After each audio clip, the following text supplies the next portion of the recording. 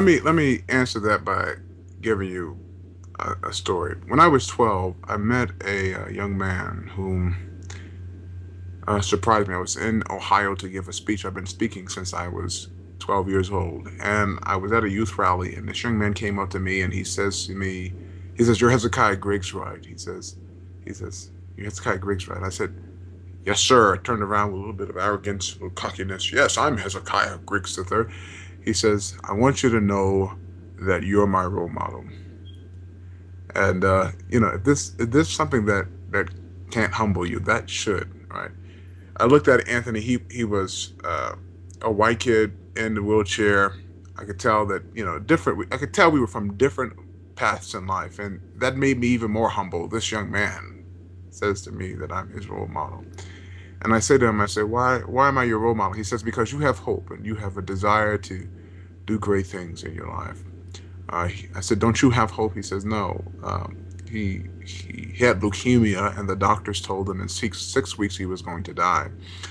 And I remember that because it was a Yeah. pivotal moment for me. I had to decide whether or not to do what my character tells me to do, or to just let the situation pass. And I said, "No, you can't give up." And we talked for about 2 hours, exchanged numbers, and we spoke every day. 6 weeks passed, 6 months passed, 6 years passed. I spoke to him every day for 6 years. And Really?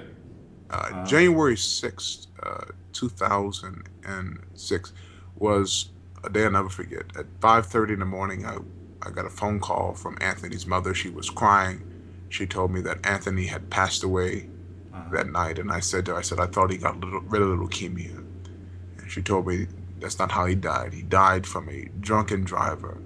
Car flipped over 18 times.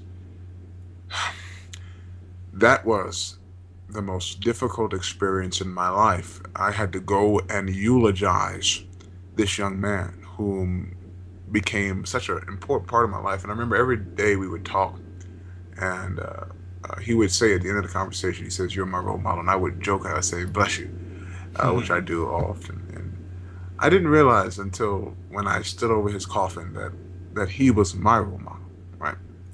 I never told him that. But you get moments like that where you just sit back and reflect. Right? I have had an enormous opportunity to have people like Anthony in my life who have impacted me, and you can't forget those moments.